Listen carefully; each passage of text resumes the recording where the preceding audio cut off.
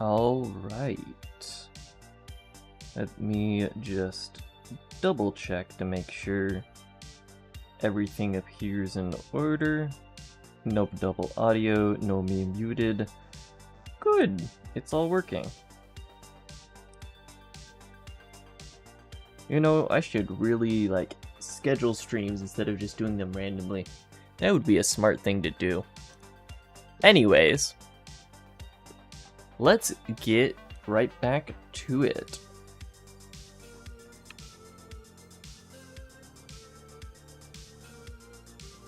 Oh, hello.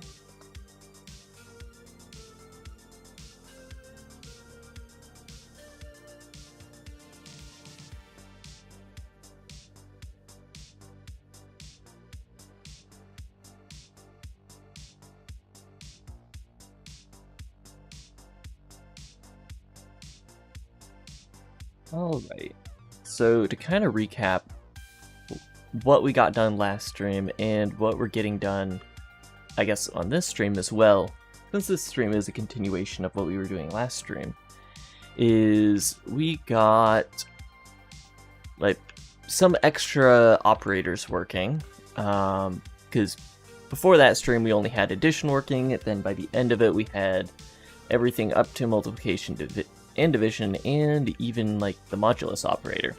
Now, off stream, I have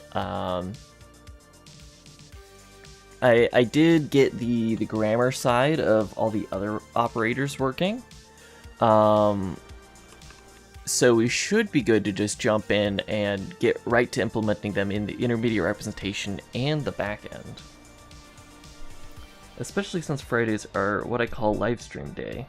I figured out how to balance the volumes of multiple streams to be able to kind of listen to both, though. Yeah, true. Then again, I found live streams Friday evenings do super well. Because on one side, yeah, you do have a ton of people streaming. But then you also have a ton of people watching streams. So it kind of balances out in favor of the streamers, it seems like. Potentially. I don't know. It's a little bit hit or miss on my streams too. Occasionally one will be doing really well for no reason, and then another one will just have nothing happen the entire stream. Though it does usually line up with when I'm doing interesting things, just because I am able to keep the streams. Certain streams do better when they're more interesting and whatnot.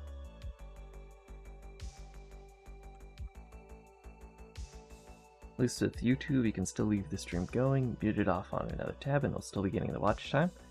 That's kind of gaming the system a little bit, though. Alright, where do I need to start off? Right. Let me show you the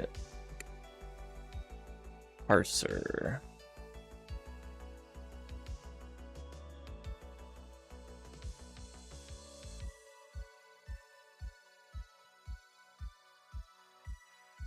And specifically, if we look up unary operator,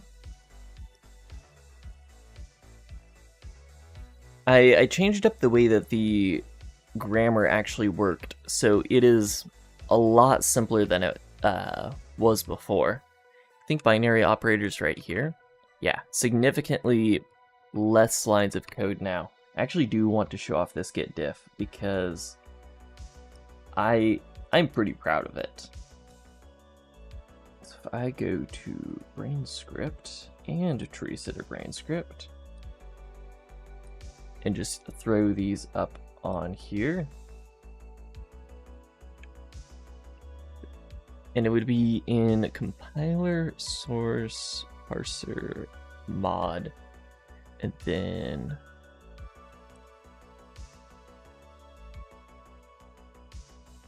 it wouldn't be in this diff, it would be in update grammar to support all binary operators. So we added this section here that looks like that, but before it looked like this, which doesn't look great when it's super squished. But you can see I was redoing all the left and right operators and entire 6-line to 7-line blocks of code were just being reused. And then in the new version, it just looks like this. Well, yeah, that's the binary operators. It looks like that. And the grammar difference that makes it look like that is now here in the operators, it looks like this, where before I had a separate parser node for every single one of these. So this is a lot simpler, and the precedence is literally just, you know, number there. Much, much cleaner than it was before.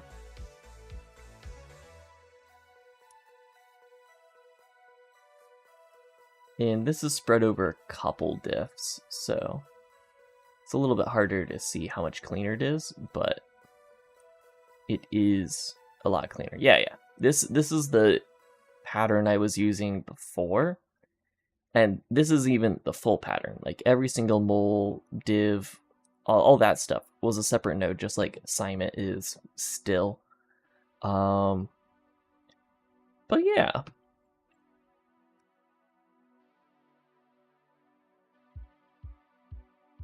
I'm really happy with that. But now what we get to do is actually use the unary operator context. And the easiest way I can do that is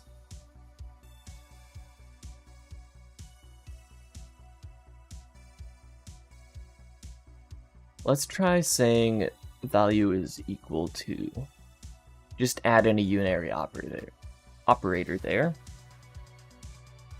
So now we have a unary operator in the test grammar.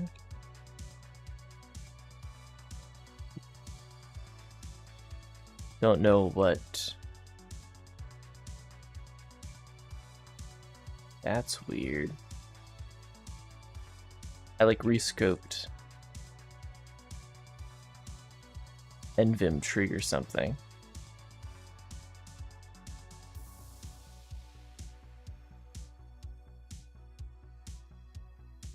Oh well.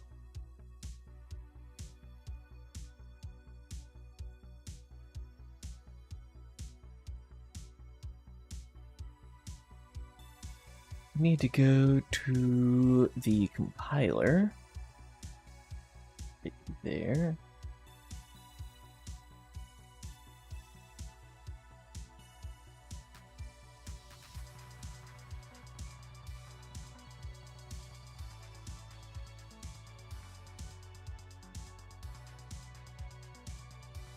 Go to wherever unary.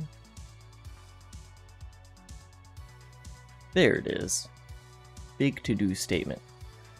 Hey, I haven't really been paying attention to this project since your video about it 3 months ago. How's it coming along now? We're making slow and steady progress. A couple days ago, we got the scripting language working. So this is its current state, and we're just working on fully implementing every single one of the math operators, and then I'm going to either move on to we're either going to move on to Brane, implementing function calls, or I might rework how I'm currently passing variables into functions, because right now, behind the scenes, this is a structure, and we pass a pointer to the structure. And I'm not sure I want to enforce passing arguments on the stack always, because that just adds a little bit of overhead to every single function call. The scripting language is written in Rust. I haven't rewritten the actual engine yet. That rewrite is later, after we get the scripting language working.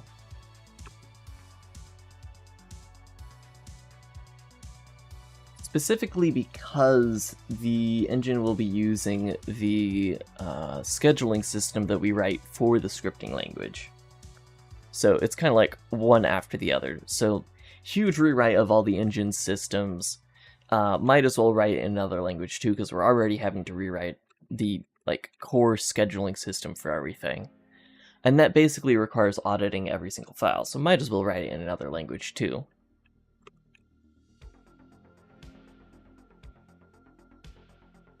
Let's look at how I have this implemented here.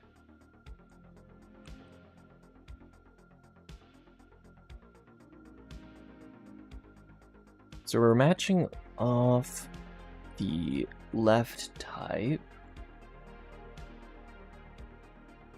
I guess we can just match off the expression type in this instance. Yeah, instead of left and right.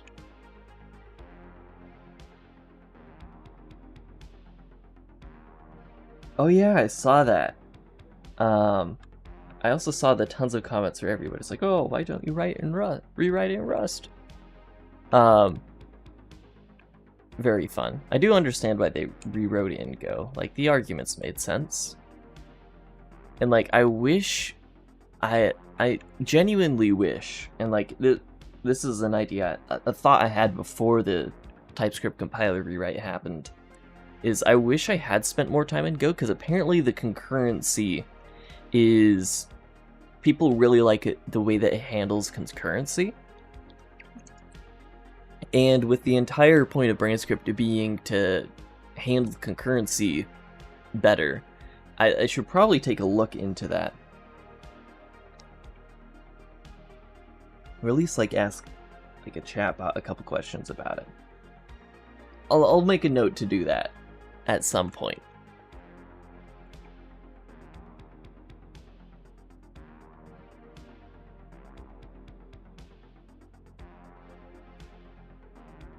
So this will just be uop.expression, because that is our expression.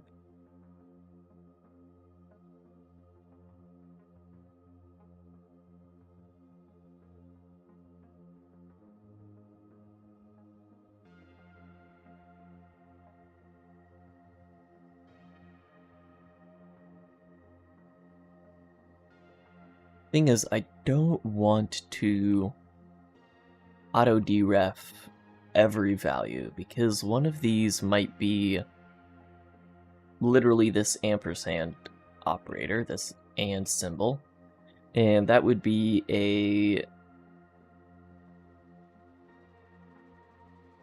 like request the address of a thing, so we can't auto deref everything.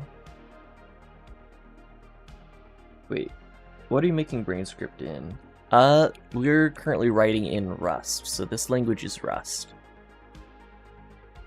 Or at least the core runtime of the language is in Rust. So, we parse the text representation, which is what we have over here on the right.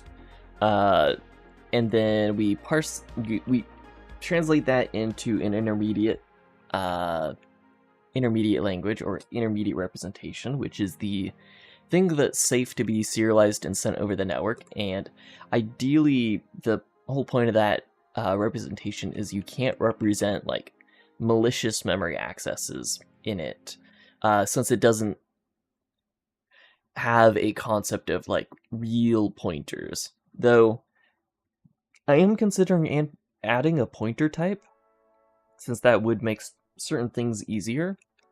But then we JIT compile that into native functions, so those can run as fast as native code, theoretically, if we optimize it well enough.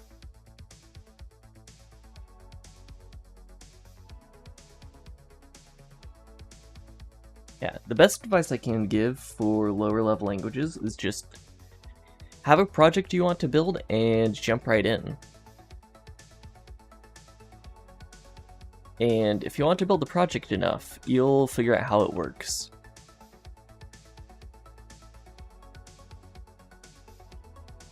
So I'll do my same struts, uct, str, u. This needs to be structs. Don't support unary operators yet.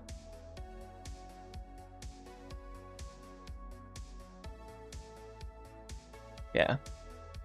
Or if you want something like slightly newer and flashier than C, you could start out with Zig, which is like a modern C. So they have a little bit of convenience there, like defer keywords are really, really nice.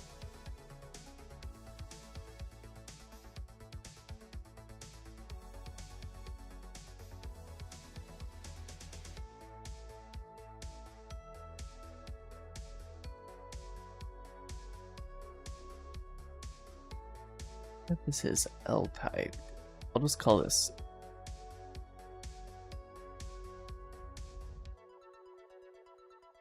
type.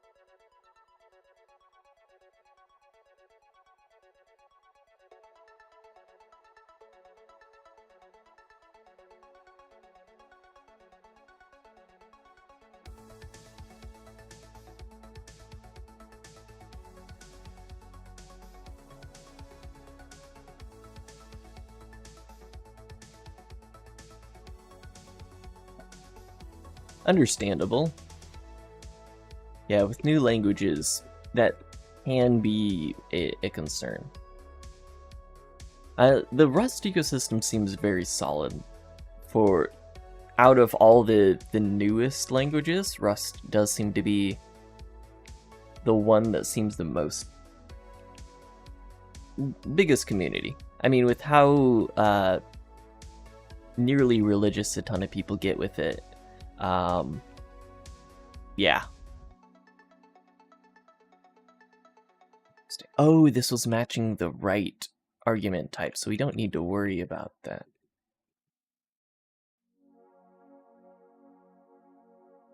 Why was I doing like operator overloads? This shouldn't be possible to hit.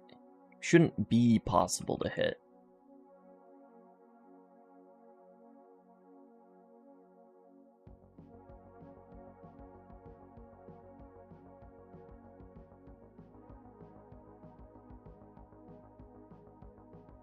This does seem very stable, but I don't like how they force functional programming. I prefer if they a procedural language that can support different paradigms. But functional programming is so fun.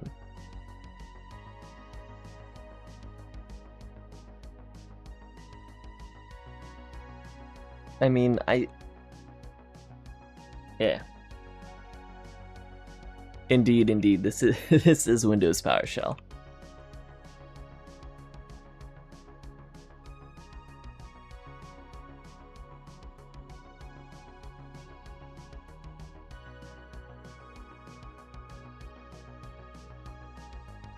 Alright, we've reloaded the context into my brain. And now this is going to complain about all the different operator types. Here, real quick, I'm gonna do using or use binary or unary.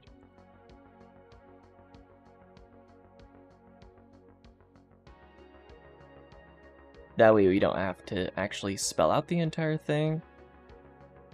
Nuke everything.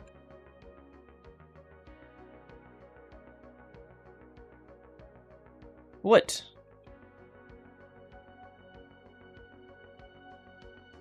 I've had it before where it realizes I have a using statement there, but not this time apparently. Let's see, I think that's 5?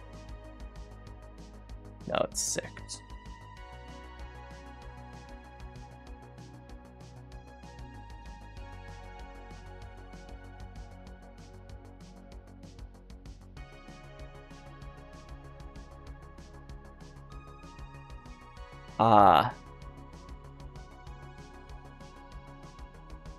Because it wasn't imported. Now it's imported, and now it works.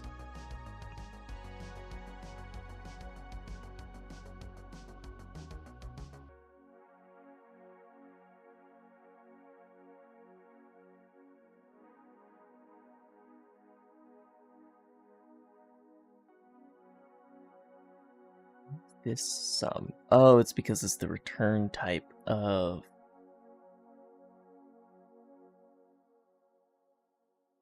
Right.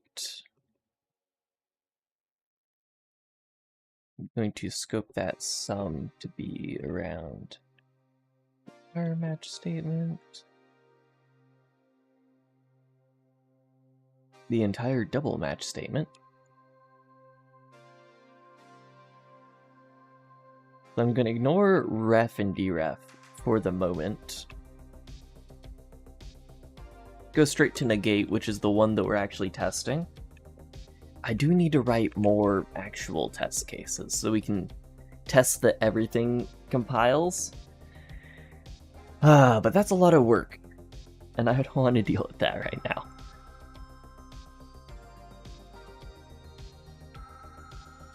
Let's do writer, and then negate.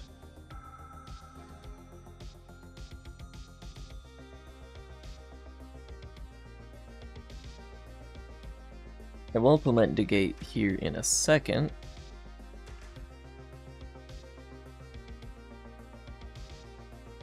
Right, and I was saying I don't want to deref it.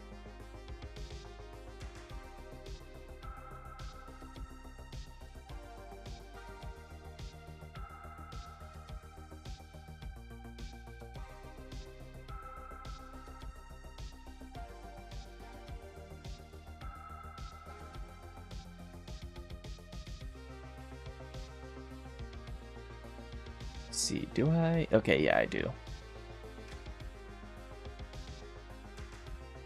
And real quickly, let us consult the WASM opcode table that we're stealing so liberally from.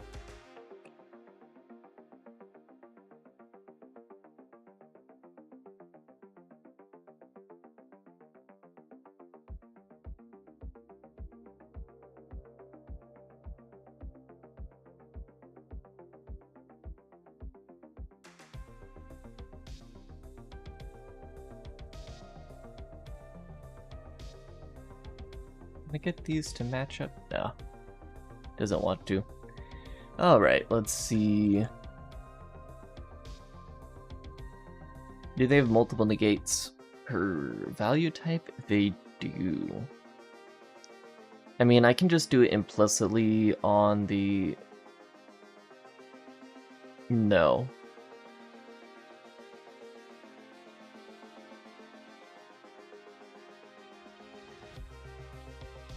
Let's do it for int and float types.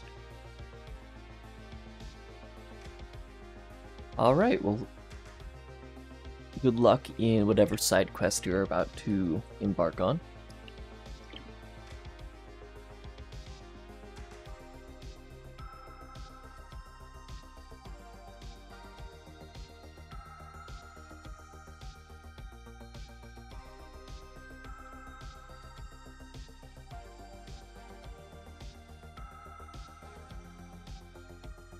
Okay, what do I need to do? First, we need to actually implement the negate method.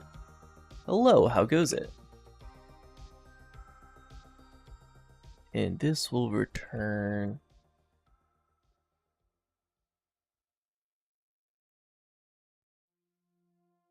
Let's put it in here. Actually, where do I want to put it? I want to put it after the math, the current set of binary operators.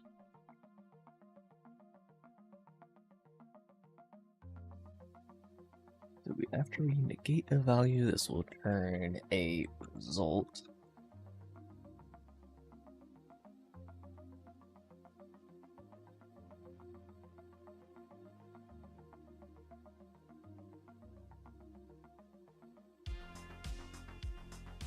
Is my Twitch working at all? No, my Twitch just isn't working. Yeah, I'm seeing that. I mean, it claims that...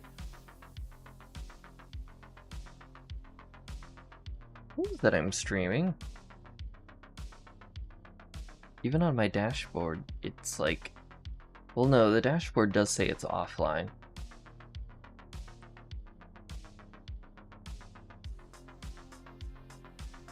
But like, OBS still says that I'm logged in to it. Maybe I just need to add that to the multiple outputs thing I have going on.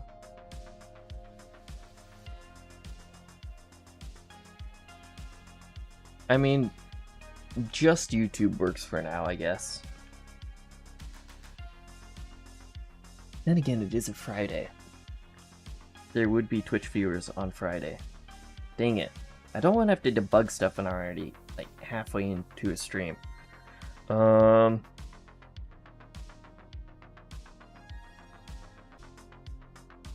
we go. That should have just been a momentary blip in the YouTube stream.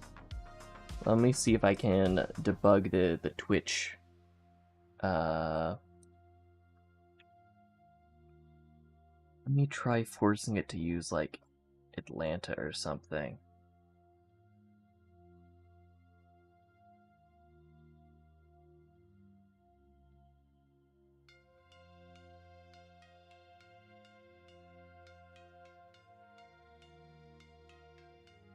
Then Stream Manager. Okay, it says that I am live on Twitch now.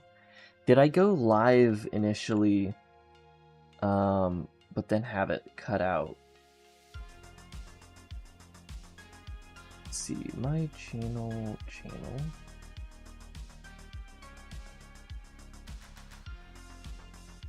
I go to my grader thing? Okay, yeah, 27 minutes ago, it had me going for like 25 minutes, and I can see a recap of it, but it was saying that I was offline. That is super weird. And I've like 43 minutes of another stream, like a couple days ago. They claimed it wasn't working at all. Anyways, it looks like Twitch is potentially live? Maybe? If I refresh the dashboard, does it still say I'm live? Okay, it does. So potentially fixed.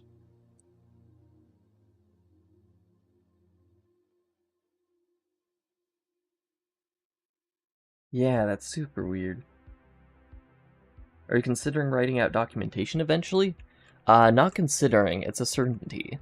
Like, I want people to use this, and people won't be able to use it if I don't document it. So it is an absolute necessity.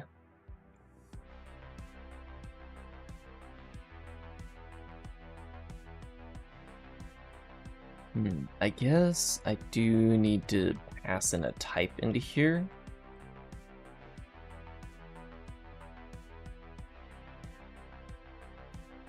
So I'll just do writer IR value here. And I guess I can do that for most of the unary operators. And let's do...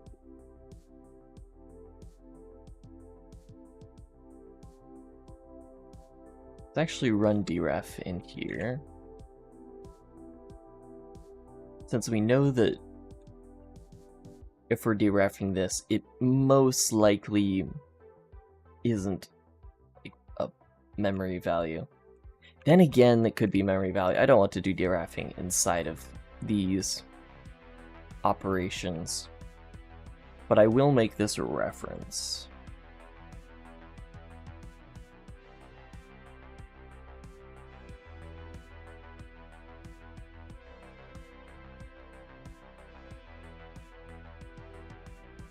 And let's do a match statement on value.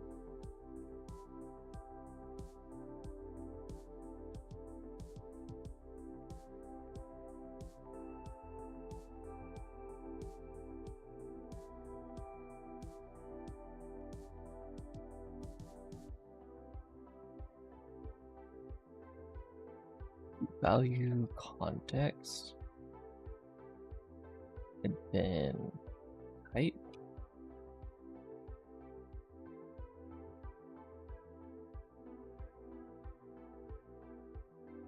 And I might have to borrow that.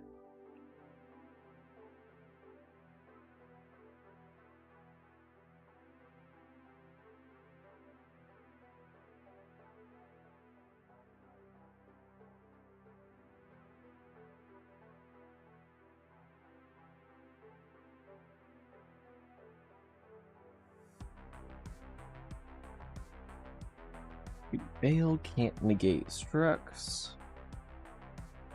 Okay, let's move that around. Wouldn't it be better to split your code into different files? I do have it split into different files.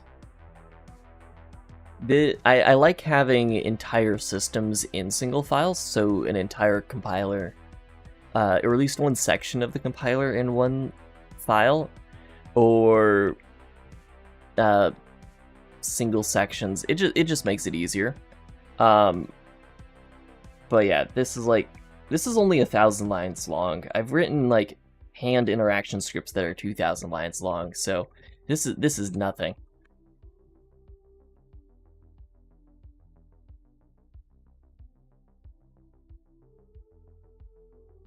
Like, the total project is 20-something lines of code, and that's removing lines that are only curly braces or spaces.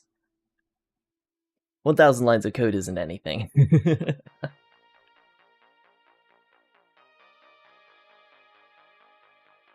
Unless you're talking about, like, header and source files, like H and CPP files, like C++ has, and in that case, no, Rust doesn't have that concept. That is a outdated paradigm that only C-style languages use.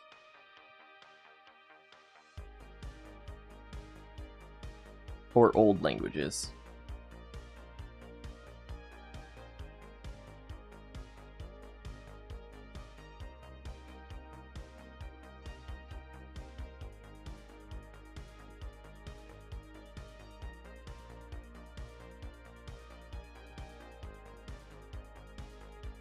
Alright, and let's organize these by signedness.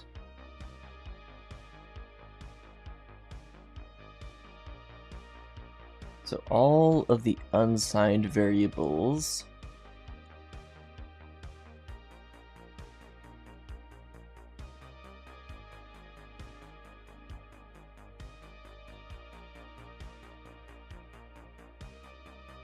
cool.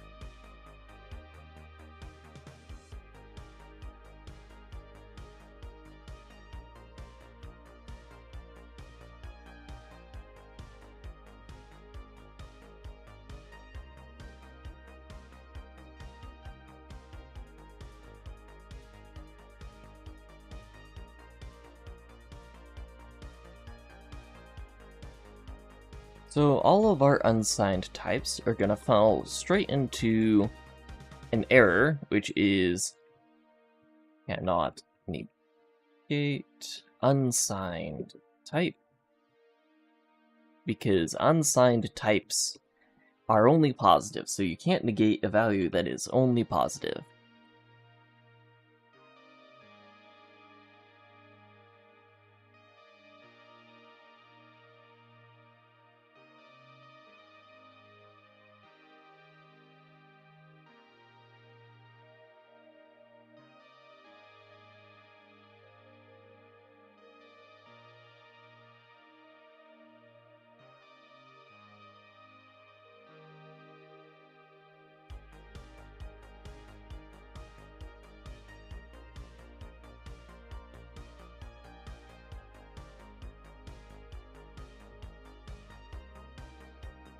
There we go, now those are merged together, so in here we get to put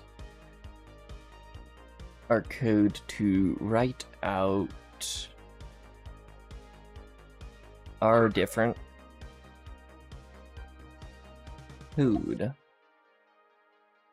Means we need to actually make there be an intermediate representation that works, so let's grab that from common or put it into common.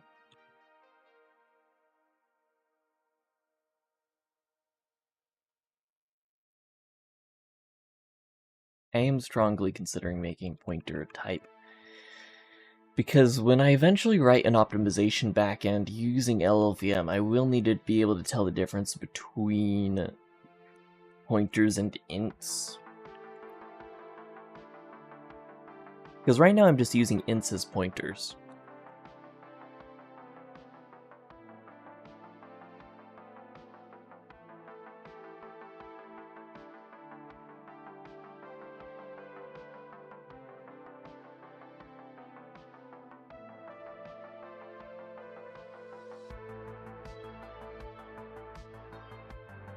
where are we going to put this? Let's put it...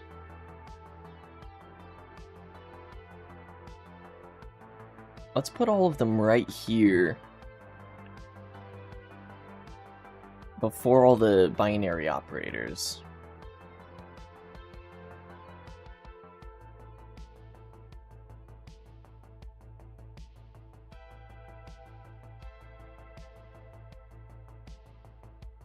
And I am very tempted to...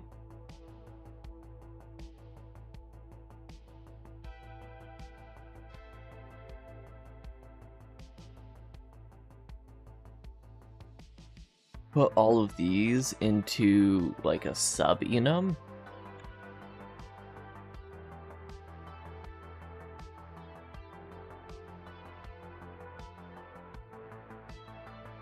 But I don't think I'm going to do that. Even though it is tempting, I'll just live with the extra code.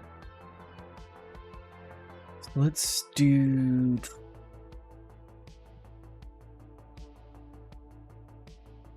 unsigned negation.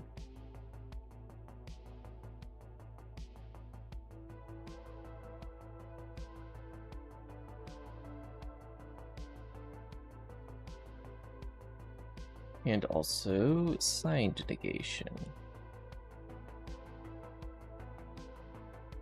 Wait, there's why do I do unsigned? No, we want float negation and integer negation.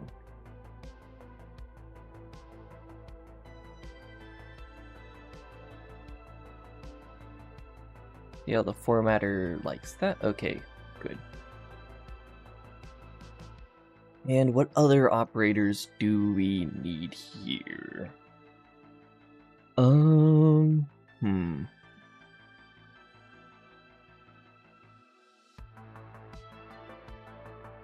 There's not a load effective address. Looking at negate, we also have absolute value. That would make sense to have.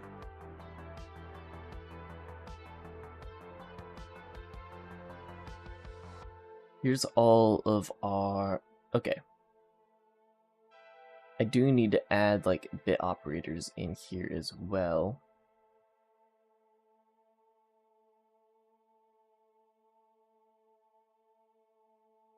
We essentially need to add most of this table. Except there are a lot of duplicates you can see here, which we're unduplicating a lot of them. Like, we would only have integer. For remainder, we have integer remainder, float remainder, and that's about it. There's signed and unsigned, and then we do float.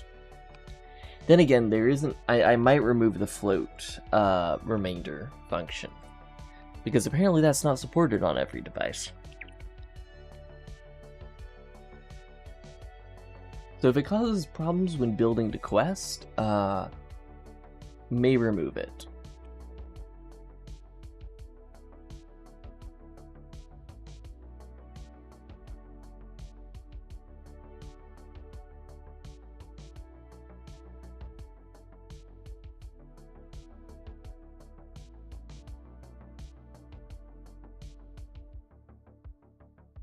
Which of these do I need? Because some of these aren't possible to be, like, the compiler wouldn't output them.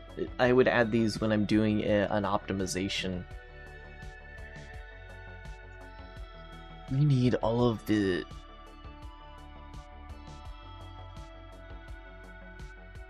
unary operators. That's what we're looking for.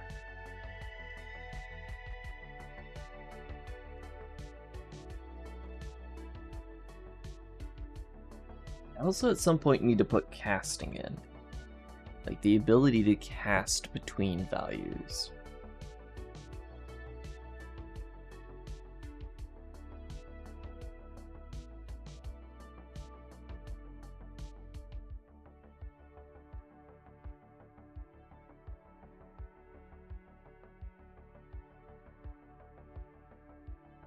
There's a bit not, or a bit invert.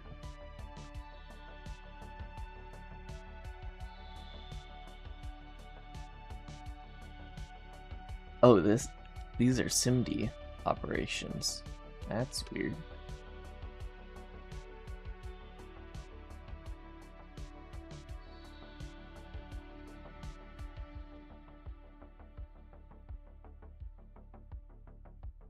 Oh yeah, that's right. I figured out that bitwise not could be represented as an XOR. That's the one thing I figured out.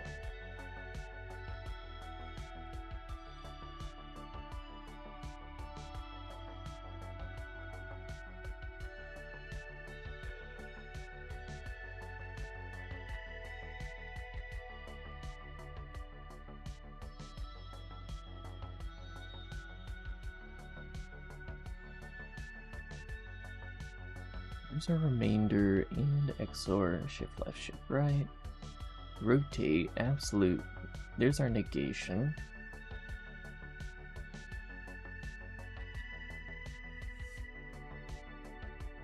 Yeah, it was literally the only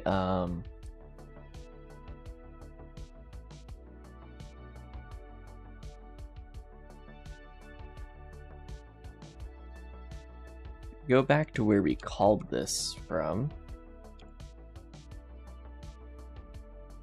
We have reference, dereference, negate, a logic not,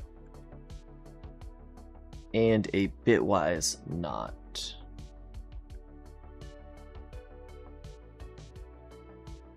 Which I guess could both be the same thing.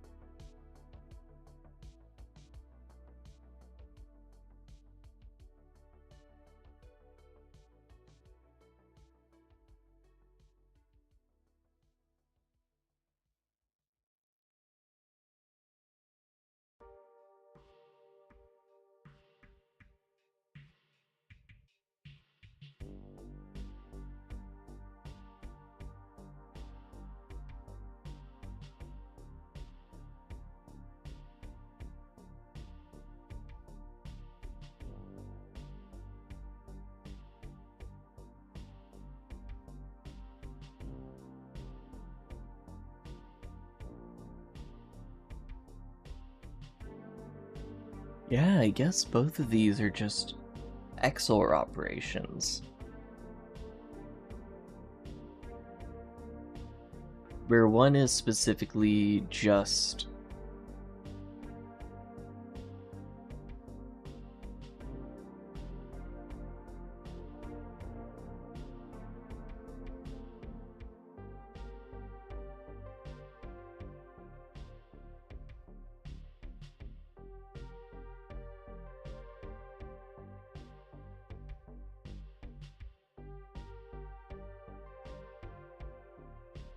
because, like, Booleans don't exist. Or, wait a second.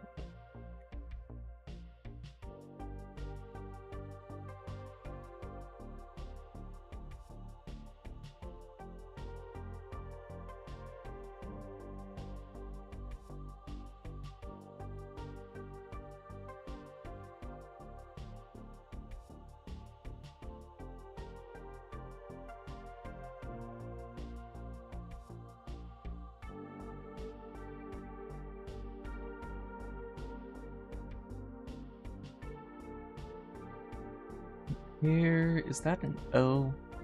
Here, O equal.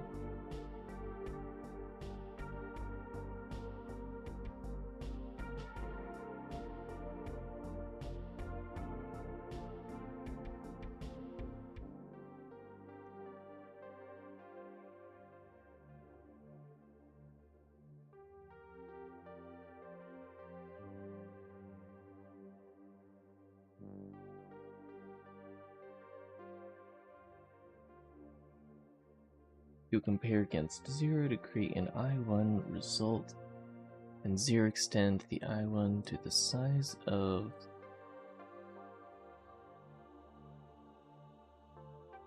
the integer result that you want. Okay.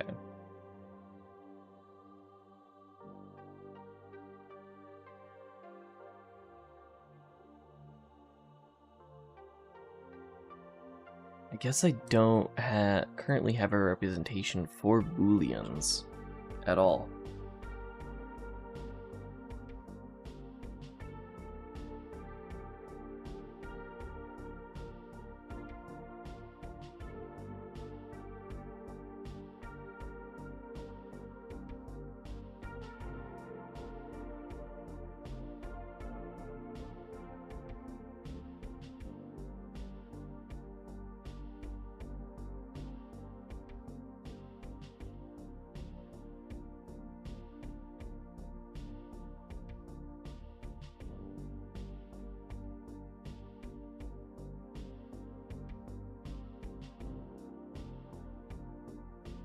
Do I need to add a boolean type?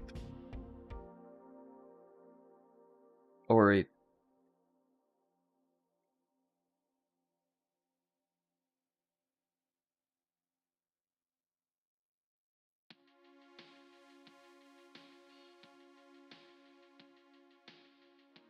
because the problem is the LLVM represents booleans as a 1 byte value.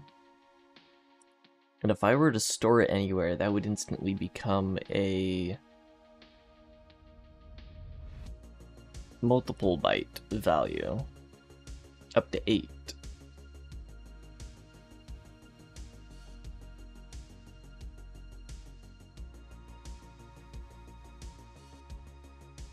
I guess comparisons still work.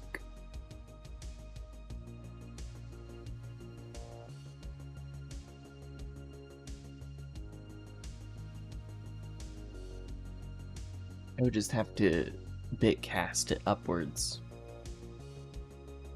Or sign extend it upwards.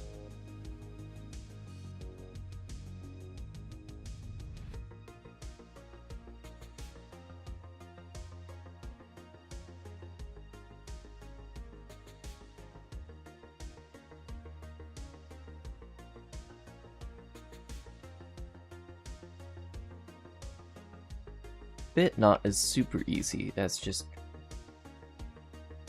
needs a constant value.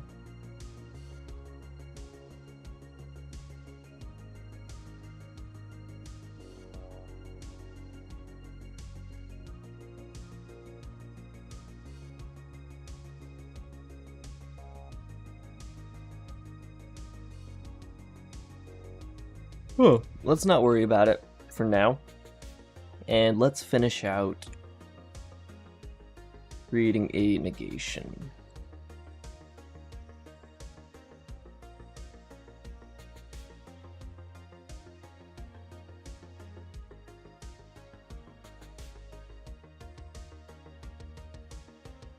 Say self-write ir op, and then int negation. Arg is going to be equal to value.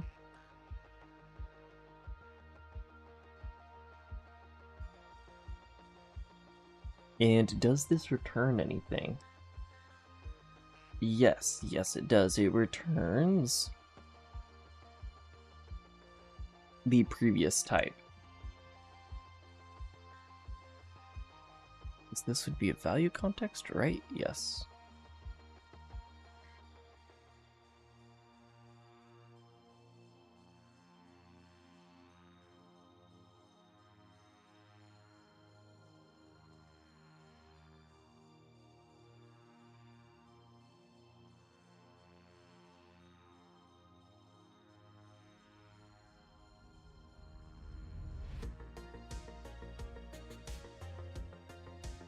And then, is this a dereference? Yes. This is not a reference. Or a value address.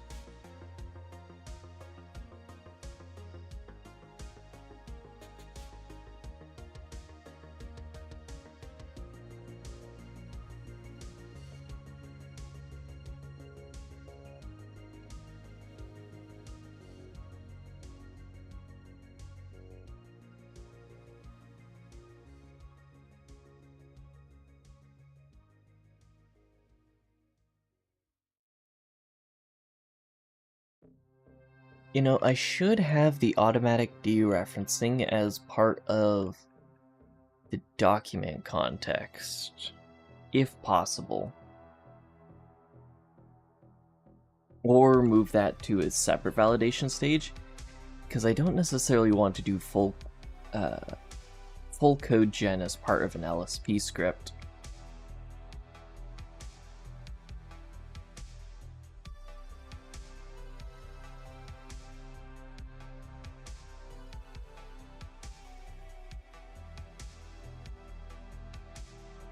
Expected. Throw a sum on here.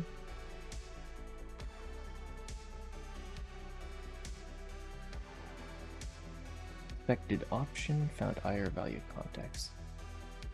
Oh, I put a sum on here. It's wrapped.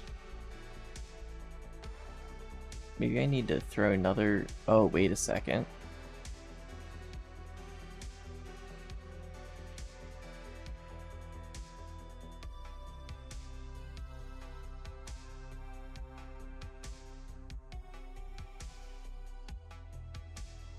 Come on, give me the error. I see the error there. There we go. Expected result. Found unit type.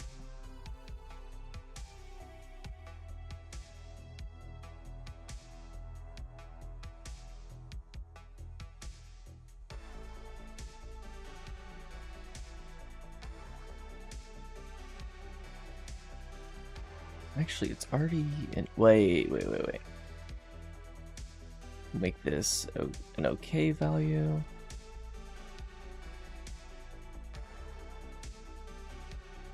We can unwrap the result here.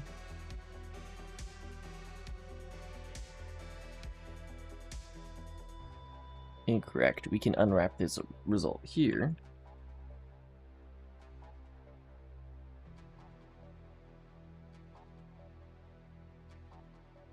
Found unit type. What do you mean found unit type? Where are you finding a unit type?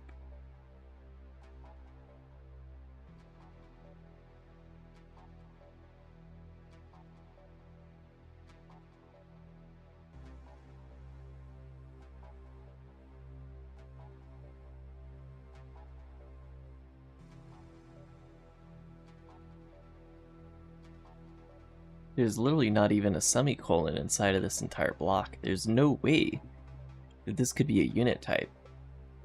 Unless they're talking about the bail here, which shouldn't count as a possible path.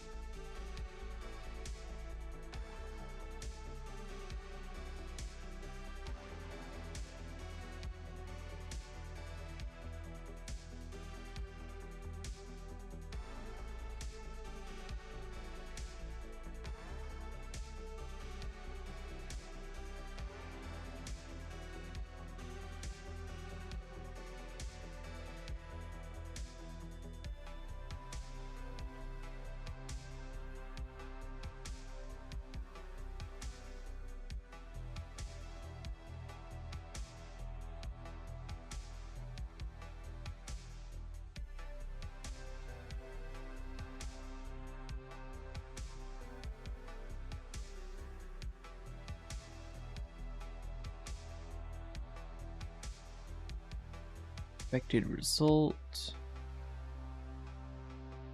What is getting a result?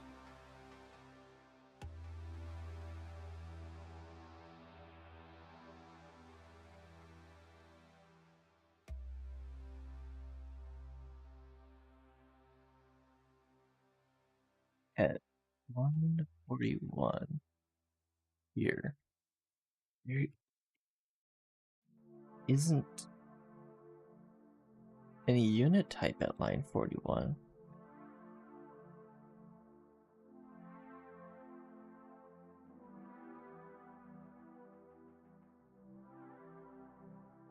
It's just straight up wrong.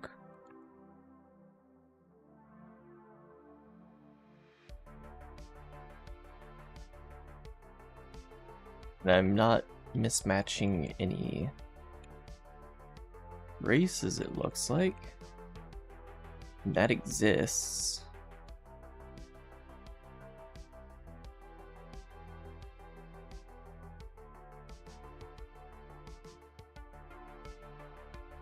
Can I just ignore this?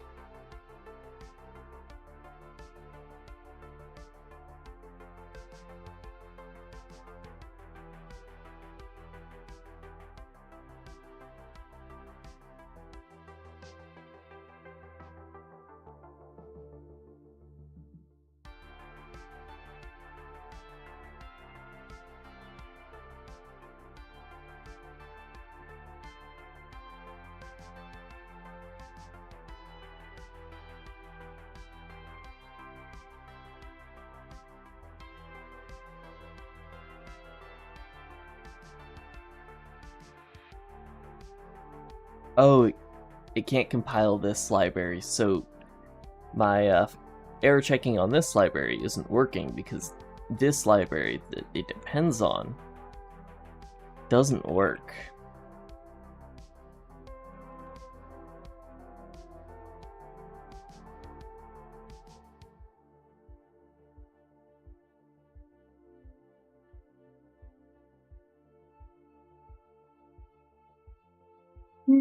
I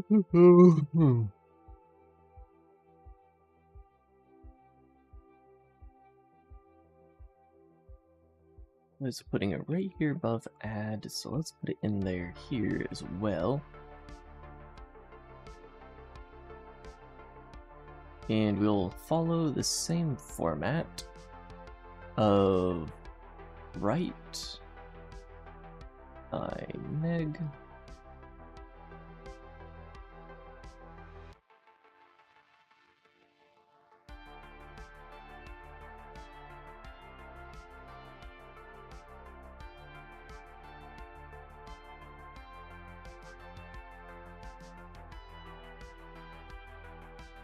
float.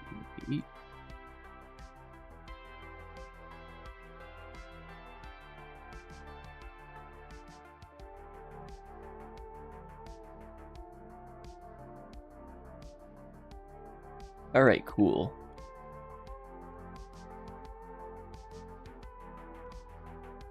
Rip. Best of luck on your journey, though. Come on, the error checker for this should work now. Or at least give me actual errors.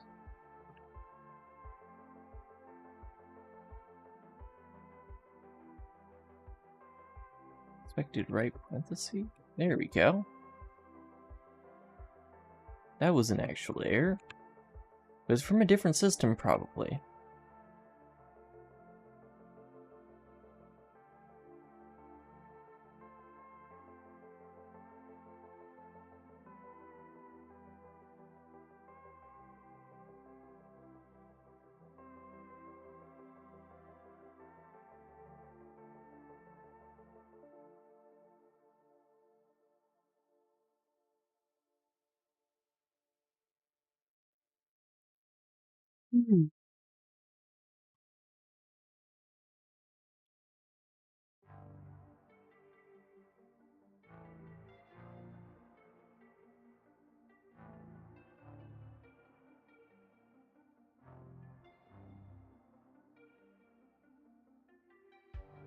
Why do it be like this?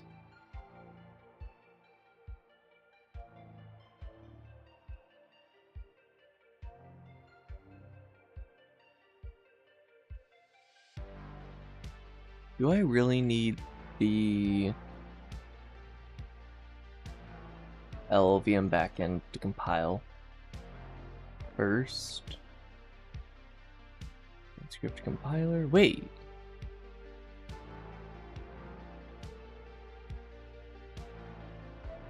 This compiler, it said Brane script compiler finished compiling. Okay.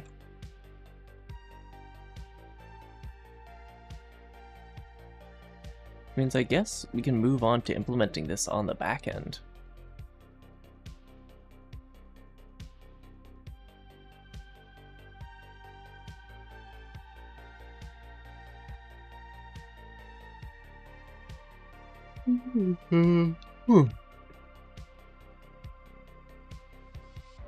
Why am I tired?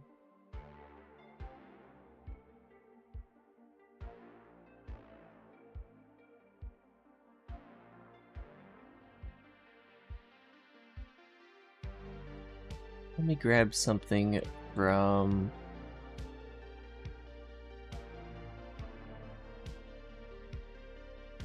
The remainder works, I guess.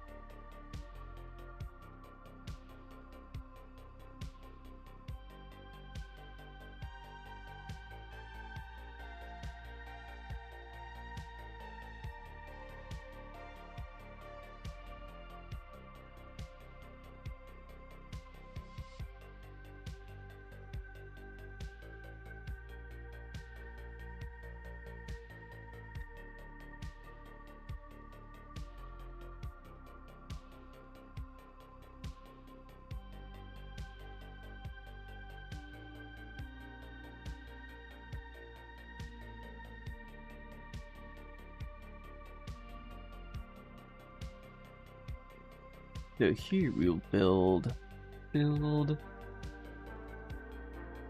int negation.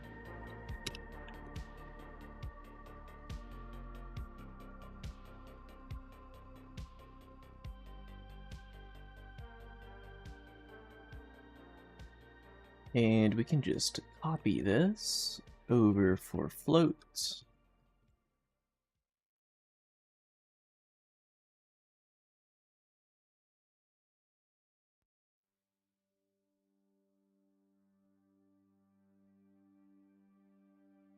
Change that to float negation was not a float value.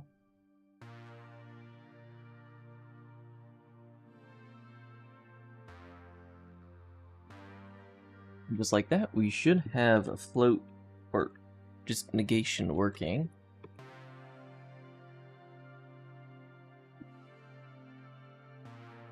Once we get the compiler to actually work.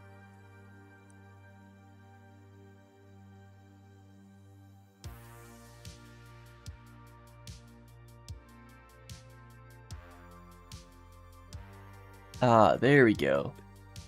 Cannot borrow self is mutable because it is behind a non-mutable reference.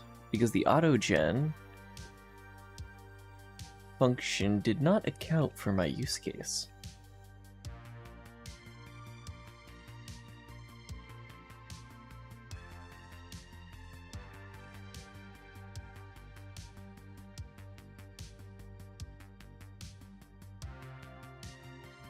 That ran.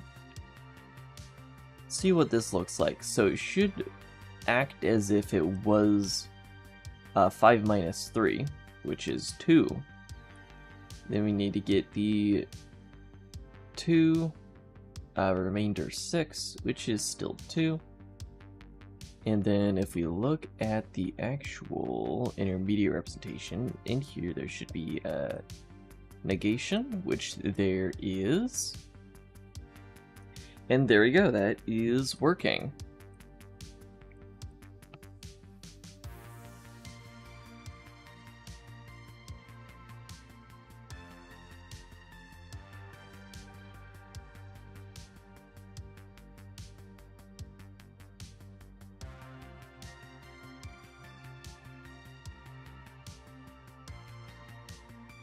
Next, let's implement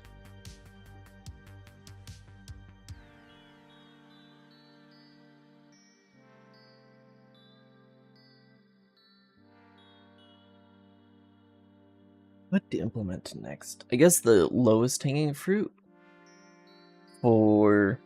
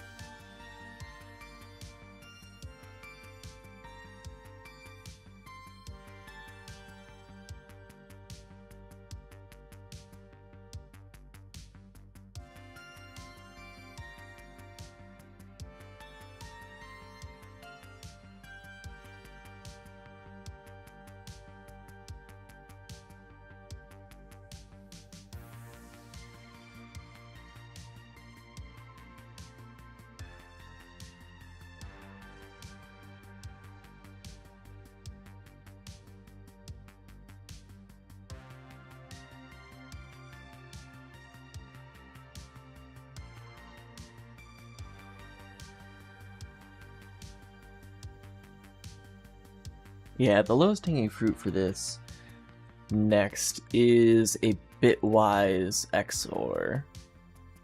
Or, not a bitwise XOR, but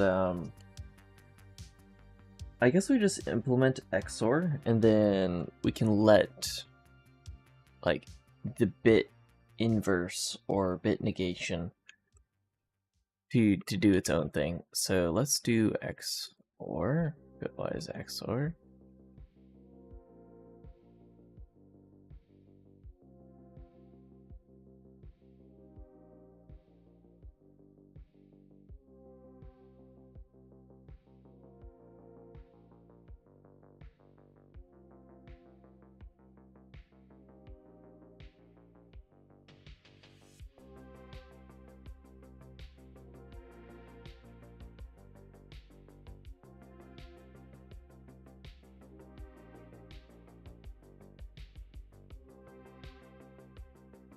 Here it is.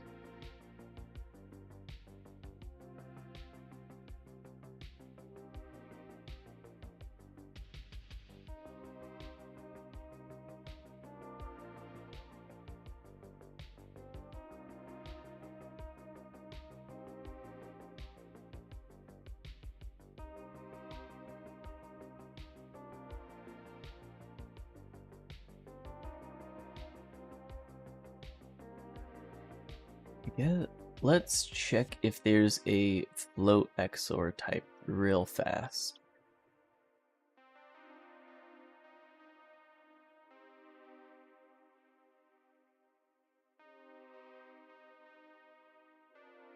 There's float extension, which extends, I'm guessing,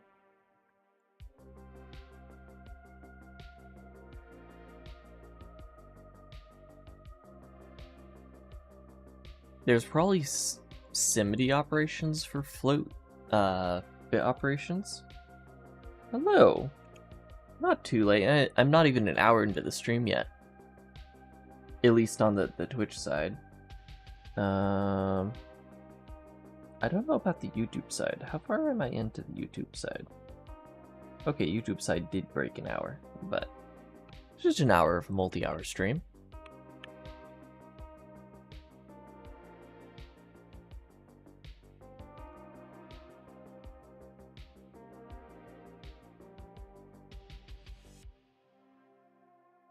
So it doesn't look like there are bit operations for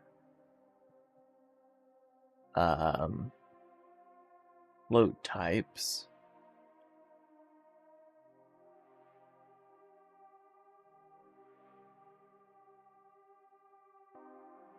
Here's build XOR. Actually, that isn't specifying a type.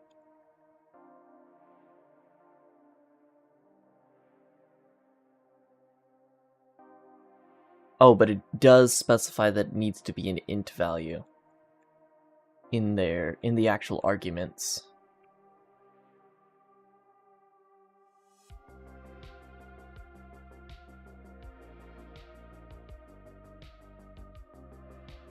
Which means that, yes, this does have to be done through ints. I do remember it being something like that. That means that that actually makes everything super easy, because there's no signedness, we don't have to worry about any of that. We just go straight for... Let's throw the... oh, that was the wrong type.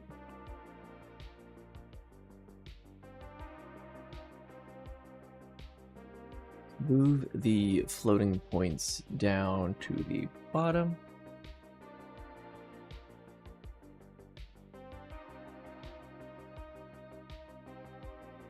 Or we could move them down up to the top. Doesn't really matter.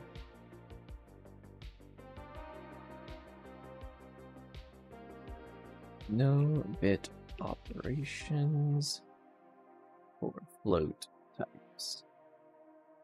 Even though technically, like, there's some, like, optimization. Well, actually, that only works with the int representation of values, but you can divide by 2 by bit shifting.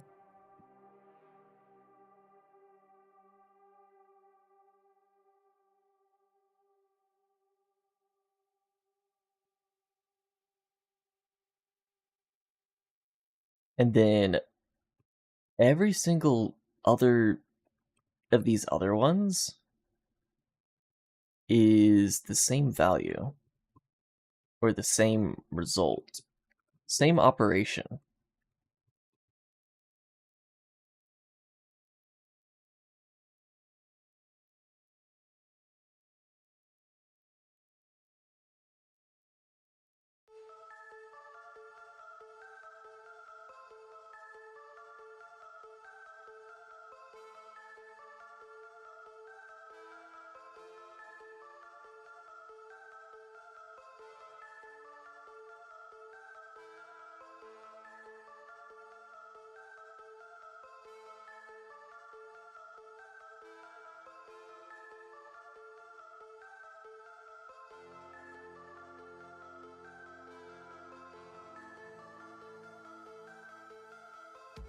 I feel like there's a faster or more efficient way to do this. I guess I could just do like an if statement. If is equal to f32 or is equal to float 64. I do like the fact that the match statement will update if I add more types.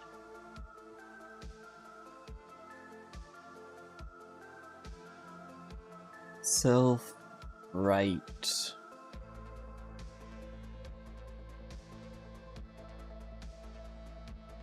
IR op. Did I already define these? I did.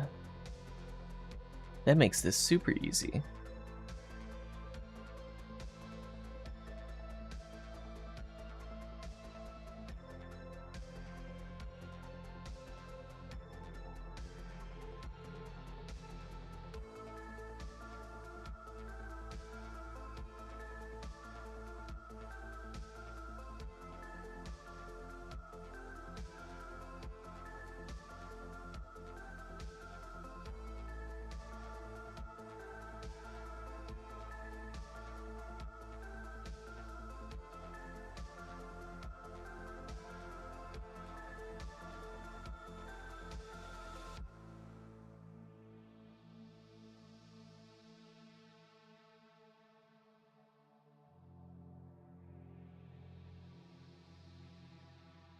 Throw some context in here.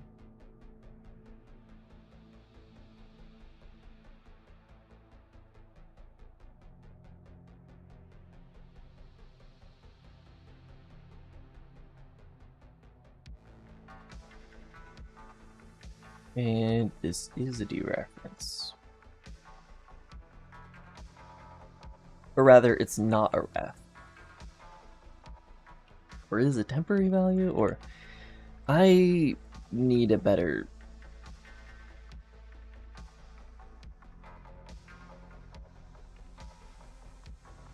representation of that.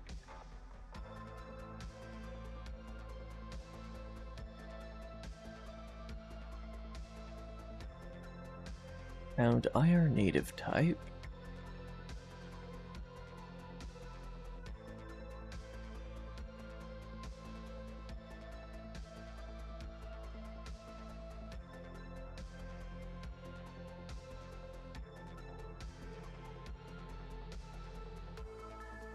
Throw an unwrap on that since we know it will always return a value.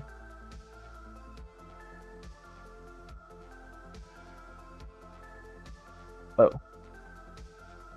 Not an unwrap on that part.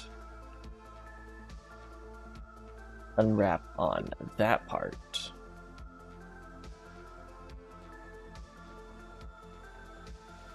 Here, let me check something real fast.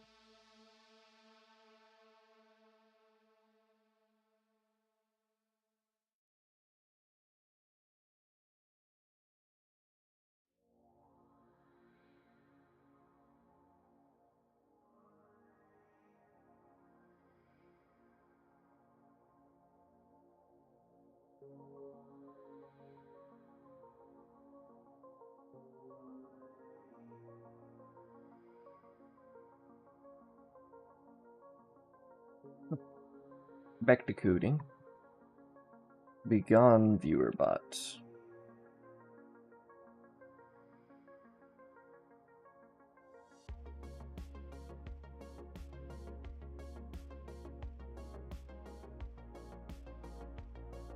And while we're at it, we can, this is the exact same thing for every single type. Well,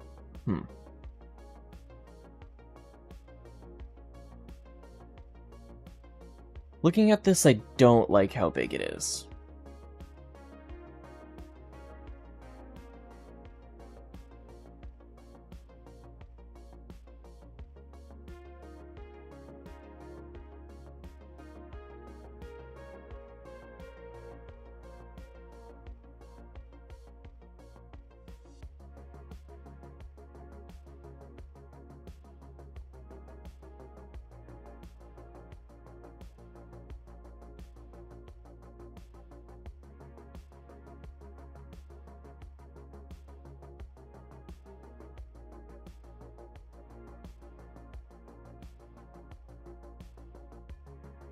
I do want a more robust version of this,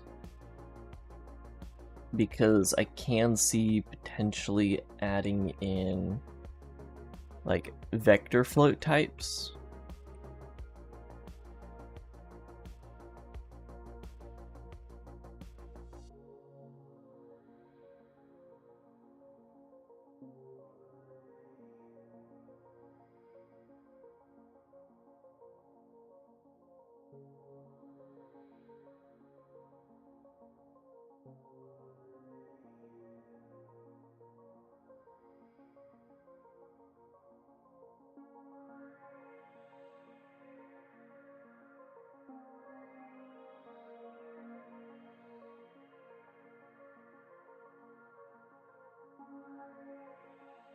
Quite like the formatting of that, but it works,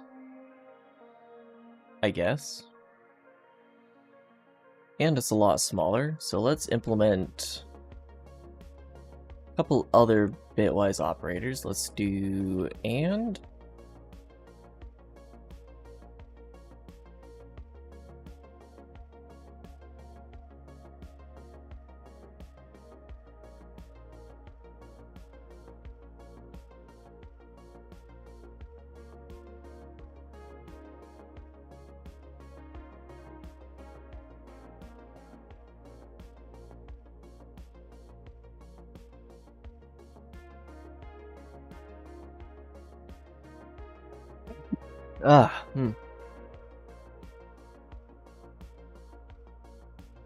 We'll do and. I don't think we need to change anything except the and operator there.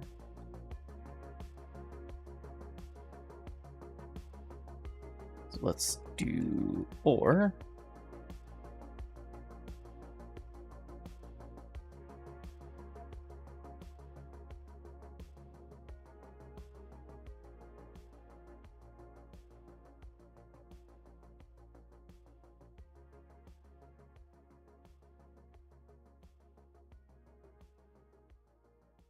So now we have and or and XOR potentially fully implemented on the compiler. Let's unary operator.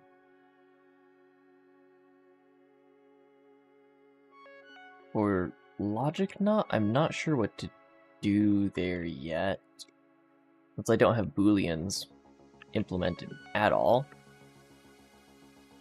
I might just bite the bullet and implement a boolean type. Hello, how goes it? Yeah, I don't have booleans yet. I just have unsigned 8-bit integers at the moment, which I was thinking about using as booleans, but I'm realizing for the JIT side of things that needs, if I don't want to make explicit operators for everything,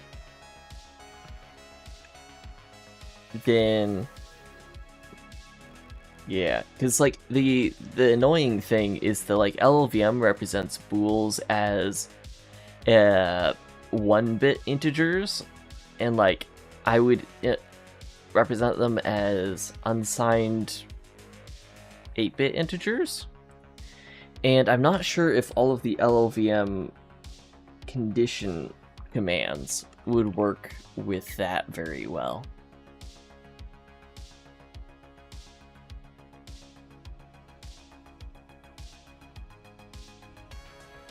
And like for other JIT runtimes too, because I've been consulting CraneLift's API as well when making these decisions. Like, I don't know how it handles conditionals either. How does it handle conditionals? It was built for WASM, so it's probably more open to using full-on integers as booleans. It's like we do if performs a conditional branching if the i32c is non-zero. Yeah, because that's how conditionals work in here. And if I do, I guess they wouldn't have a logical and, would they? They would just use bitwise stuff for everything. And like bitwise stuff should work for the most part.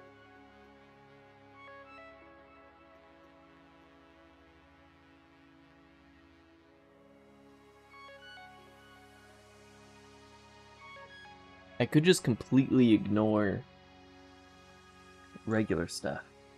So I may do a meme. Okay, let's see the meme.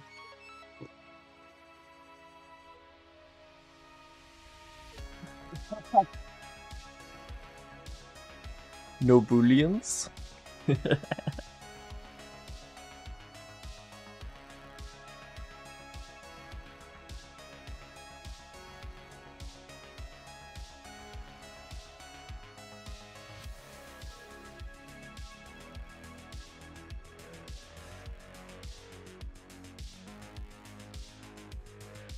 Okay, good. You did put it in the Discord meme chat.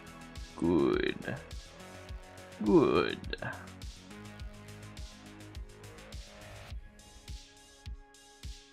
Oh, is that shelter? In a week. Shelter in a week. Me when shelter ping.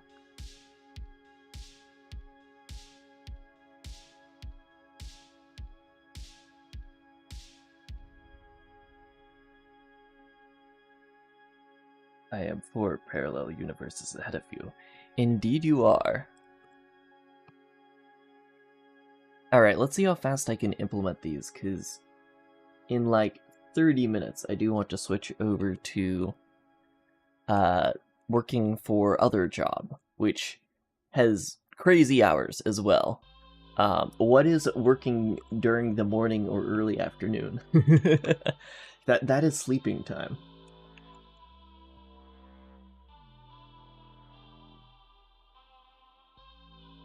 I guess a quality operator. I can just get the JIT runtime to sign extend everything, can't I?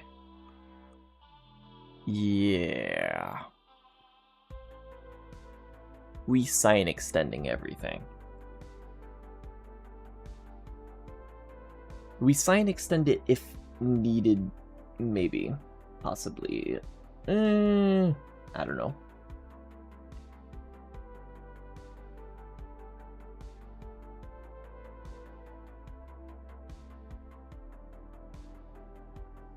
When I do a store command, do I put in the type that I want to store, or do I just have it be implicit? I don't know. Right. We are working and not worrying about the fact. I am slightly dreading doing conditionals to the point where like we're going to do function calls probably before doing conditional compilation. And if we do logic and or, those are branching, because you, like, if you have an AND operator and the left argument of the AND operator is false, you need both of them to be true. So you already know that the result is going to be false if one of them is false. So you don't even evaluate the expression on the right side. But that's a branching operation. And I don't want to have to figure out control flow for my intermediate representation yet. I can put that off a couple days. So let's, what was I doing yet. Right. Do I deref these? I do deref those.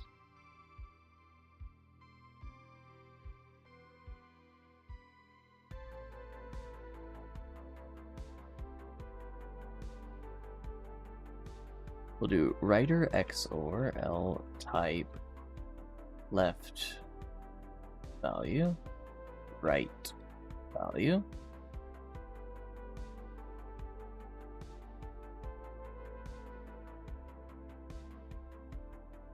I guess I'd expect references? These don't need to be references. They are literally an integer.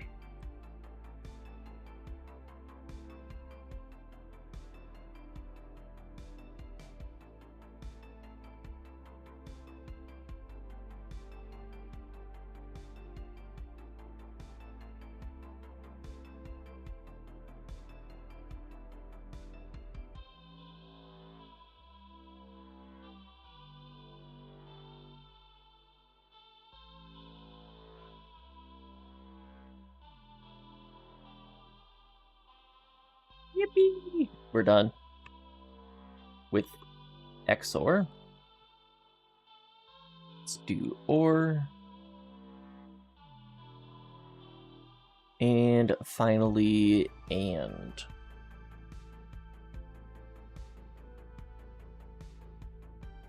And there we go.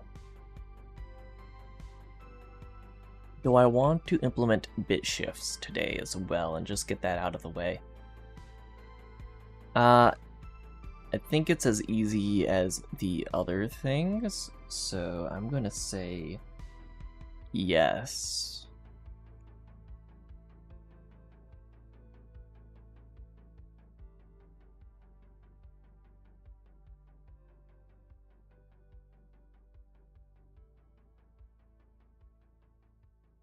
Say shift right.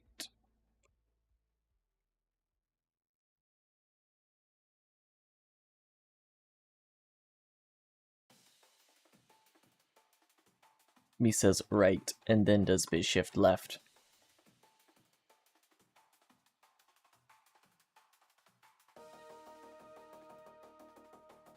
Do I even have operands for this yet? No.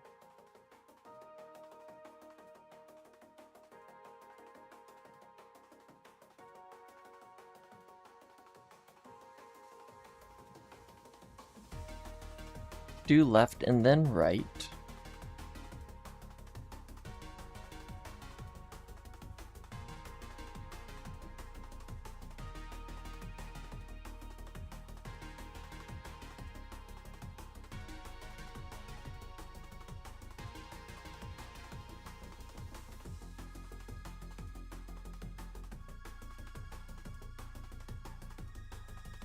And now there will be more things to implement in this file, like fancy print statement.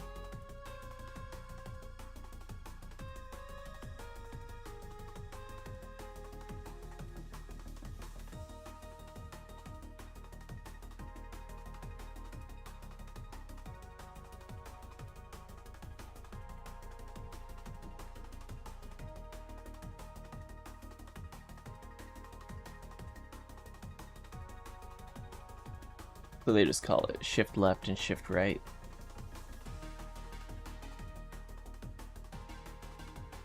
Oh, is there signed and unsigned versions of this?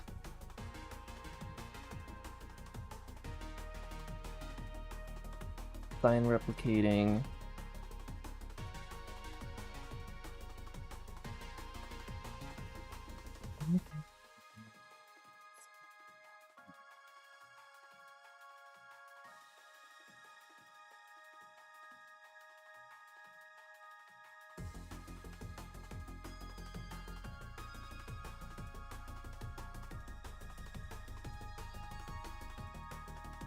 I guess, yeah, the final bit of a signed integer is whether it's signed or unsigned because of mathematics.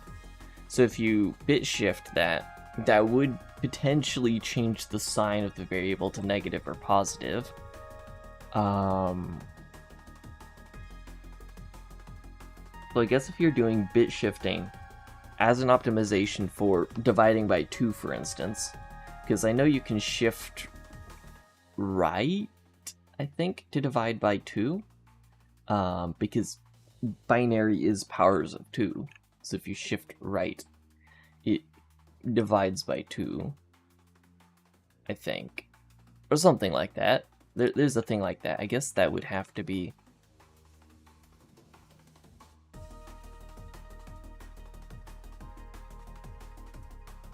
Guess I have to do I shift left,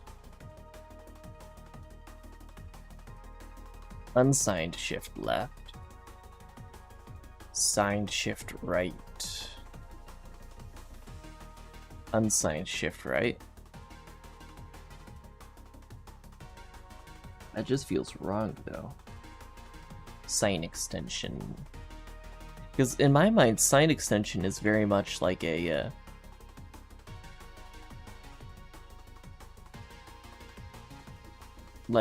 you're not caring about what the values actually are, you're just doing operations on them.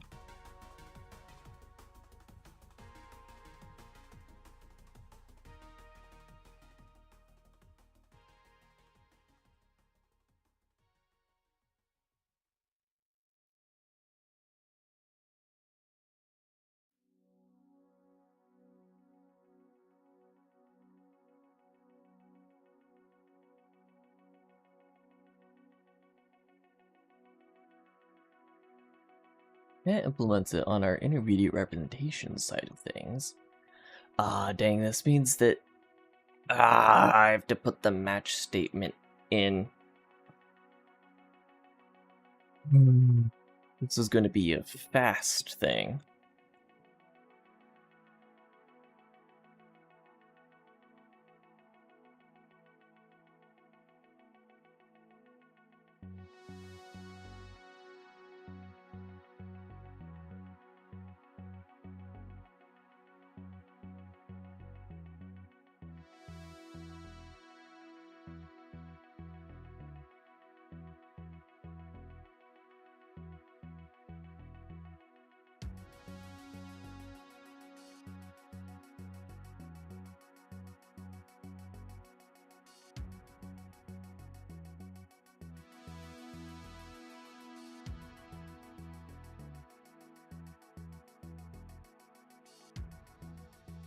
Well, that does still work.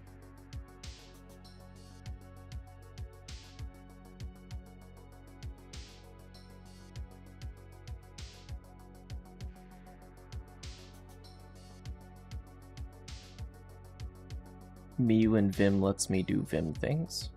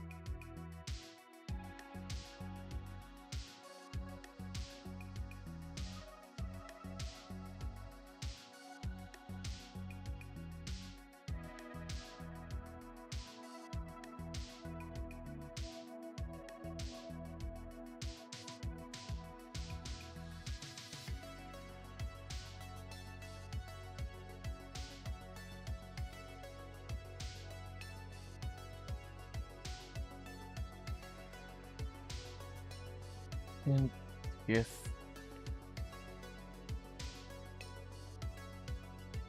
build fit left, yes.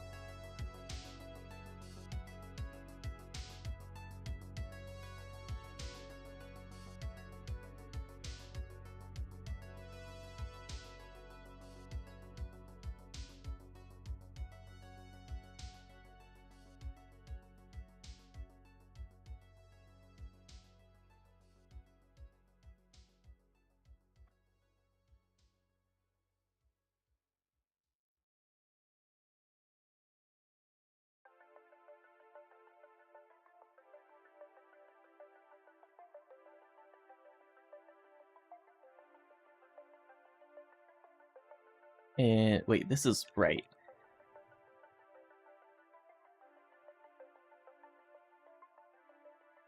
Now we do bit shift right, since we just implemented left.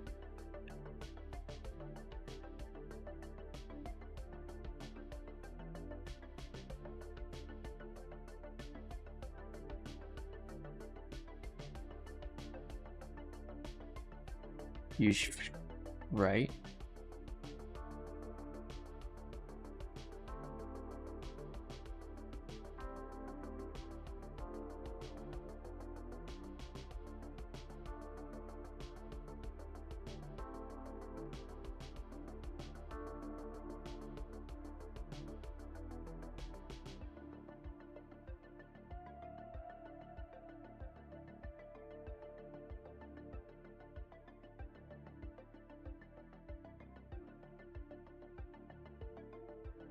Okay, and I think that makes us generating shift expressions implemented. Maybe. I might still need to add this into binary operators.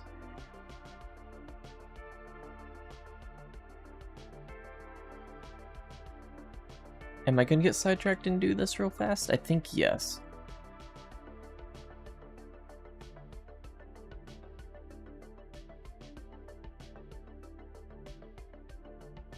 I'm gonna say let ones is equal to... Wait a second.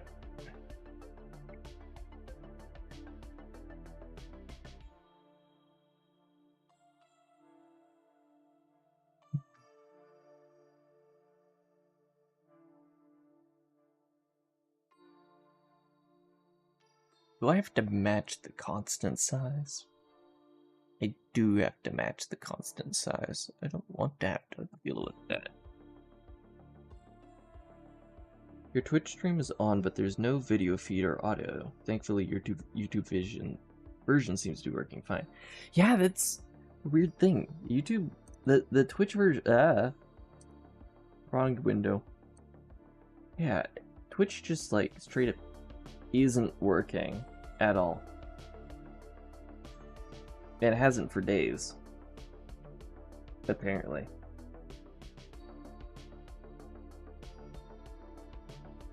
Okay, in the interest of getting this done in a reasonable amount of time,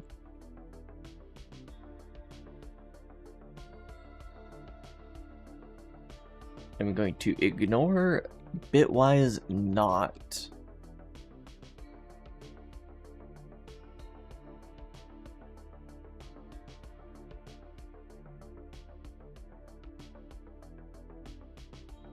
And move on to, instead,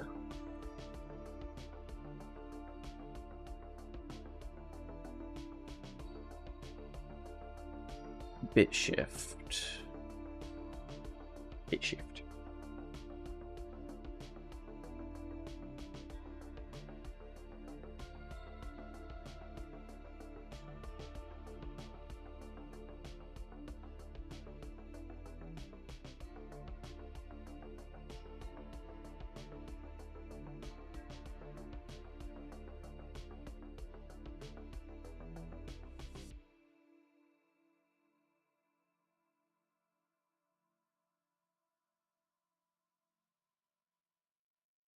Okay, I think that's all of our bitwise operators, base bitwise operators implemented.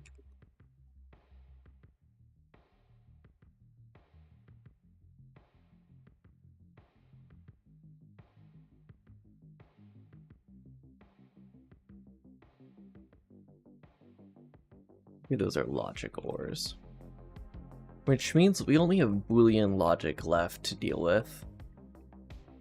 And comparisons.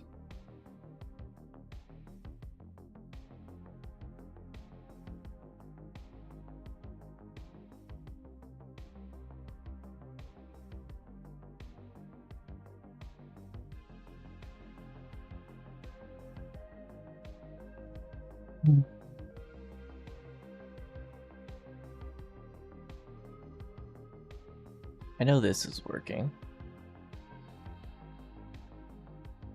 Let's see if it builds. Ah.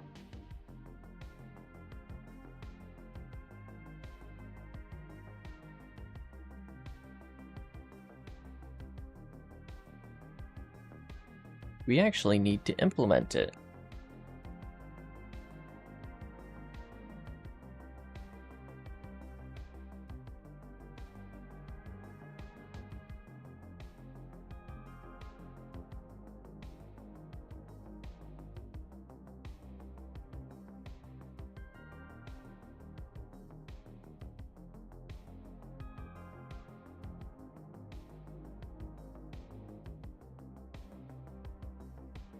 There's our shift operations. Actually, we'll keep them here next to these negations. And I need, for reference, one that does an int cast.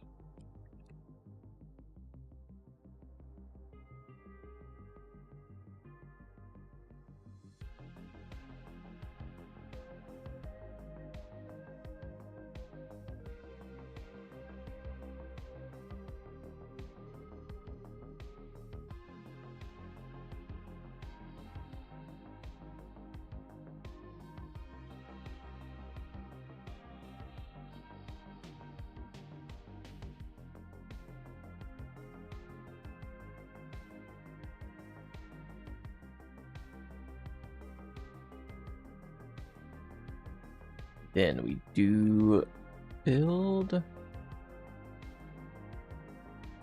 left shift, and we're done.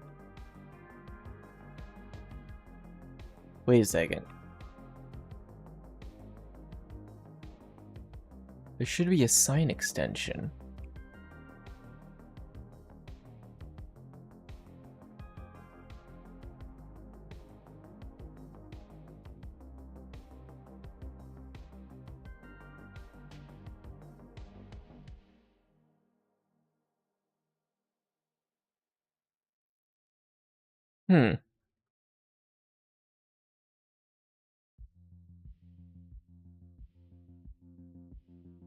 So I was right. That is just a WASM peculiarity.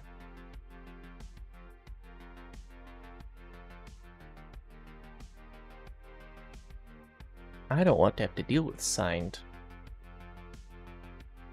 shifts if they aren't part of the thing automatically. But it's weird, I feel like I did have to do signed versus unsigned when... Wait. Left shift. It doesn't do signing, but...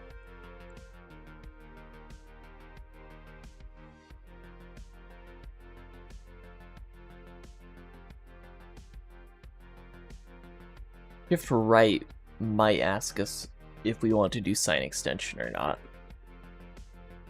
If I go into here,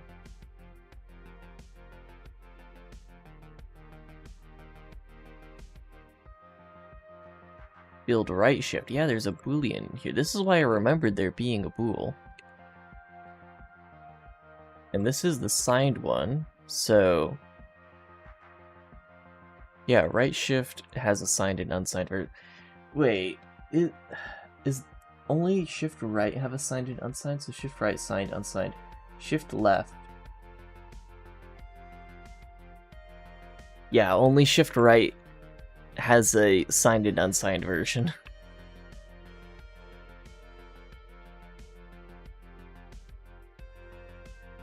So there's shift left.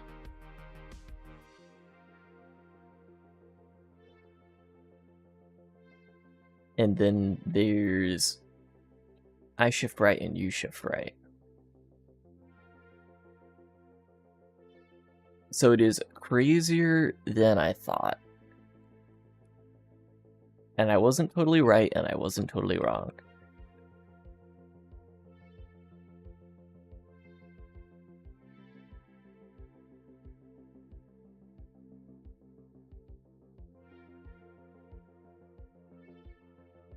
Build right shift, build right shift, but false, no sign extension.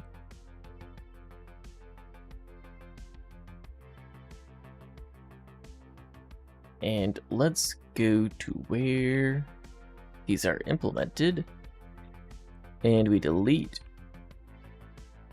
unsigned shift left, unsigned shift left. And we can just rename that shift left, and now we need to go back to the compiler. And in here, well, where would it be? It would be in shift left.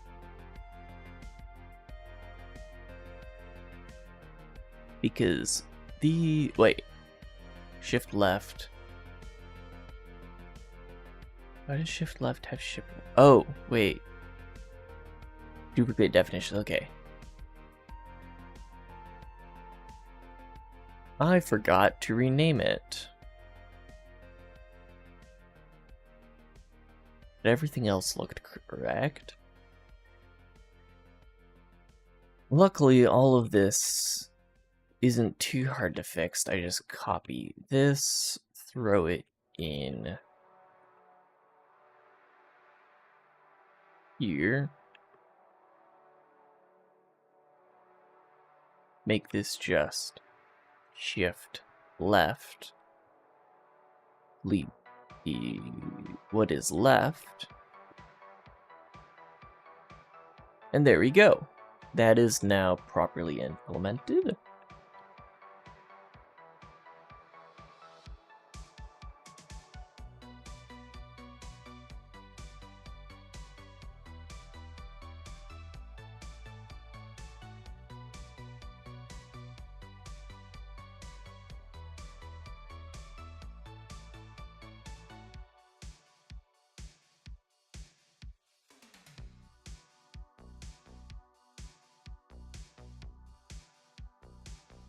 Okay, so it's running, building and running. Let's mess with... I'm only going to test bit shifting, since that's the easiest one to test here.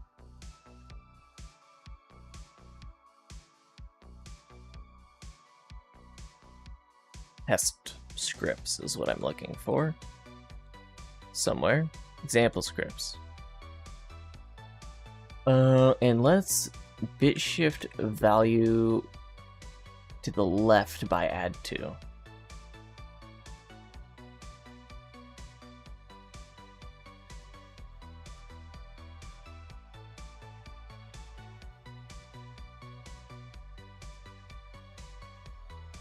$128. So 2, which would be going over from the left, it would be a 0 and then a 1. So then that 1 would get moved over 6. So it'd be 1 and then 7 zeros, which would be 128. Max value of a signed 8-bit integer.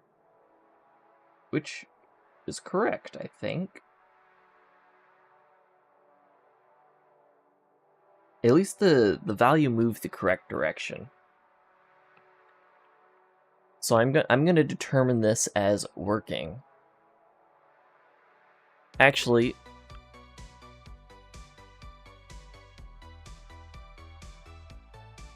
not yet. We can have some fun still. Let's do XOR between 6 and 2. Let's see, 1, 2, 3, 4, 5, 6. Okay, yeah, they do have bytes that overlap.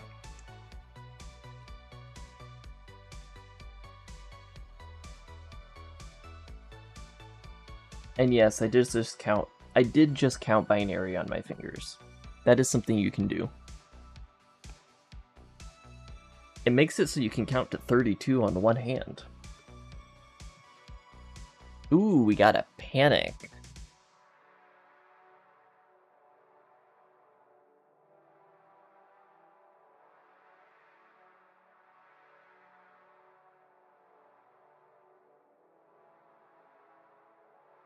Ah, I didn't actually implement them. It's a good thing I checked. Okay, let's check what I'm doing for these. Yeah, I'm just going to completely copy that.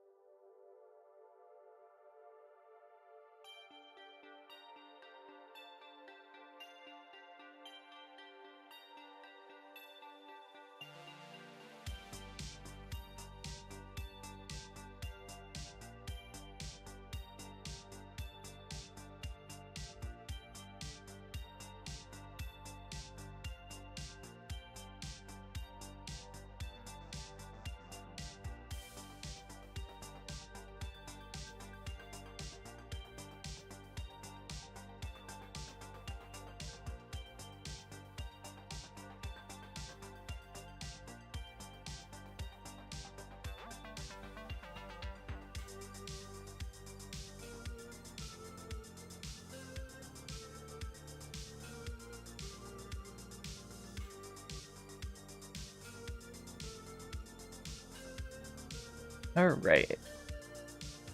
Ah.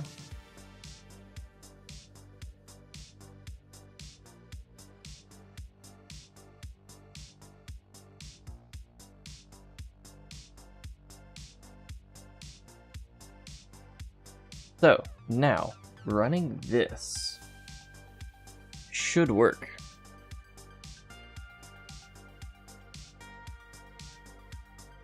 Four and 6. Oh, wait. The and between 4 and 6 is 4, because 6 is made up of the bytes that represent 4 and 2, because it's powers of 2. So we are left with 4. Why would be left with 4 and not 2? Oh wait, was it XOR? If it was XOR, then 4, yes, it was XOR. So 6's bytes of 2 and 4 would be cancelled out by the byte of 2. This is correct. Let's try doing a bitwise OR. So bitwise OR should be 6.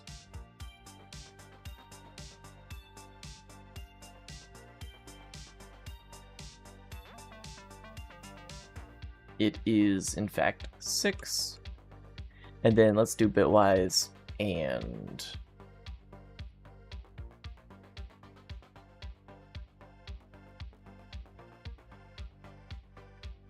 Bitwise and should be 2, I think? It ended up being 6. Can I write this file? Oh, wait.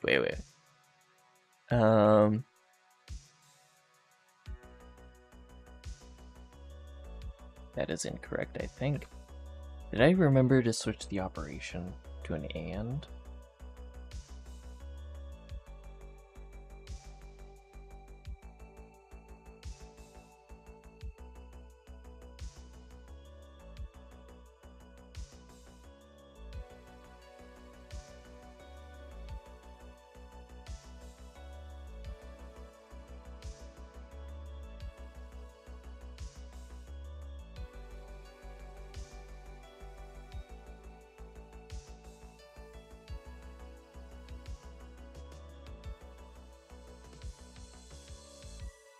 No, I did say build and.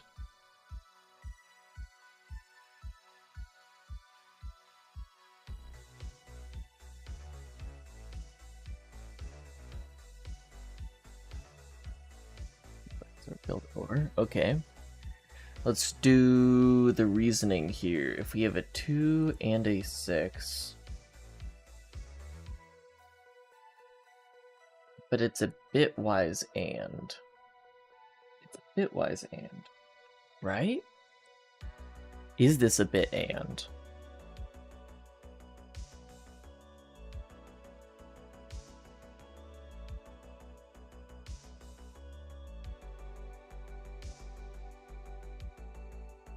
let's check the... Maybe I'm not outputting an and.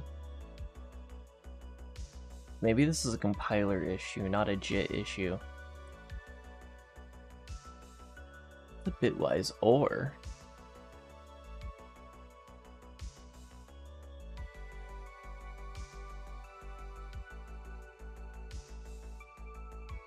Compiler.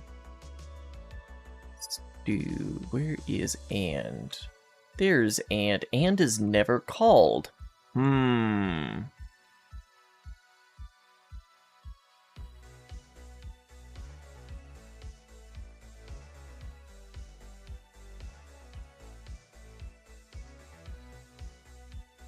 There we go, now we should actually output an and intermediate representation thing. And then the output is correct because we told it to do the right thing.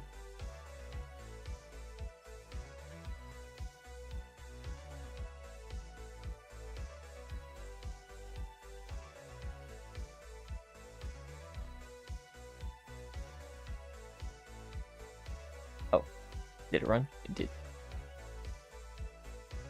Did it do correct? It did do correct. Yippee! Alright.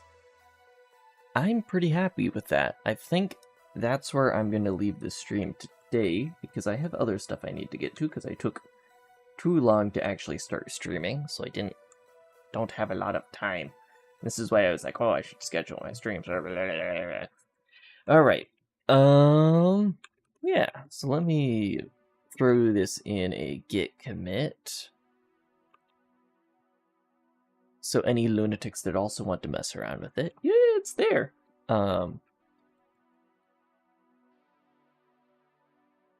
Implement bit operators. Bitwise operators. Yippee, we have bitwise operators, but not booleans. Technically, you can do bitwise operations. You can do boolean type things with bitwise operators, which is probably what I'm going to be doing behind the scenes. Did I push? I did. Alright, that is it for today. For those of you who stuck around, thank you. I will see you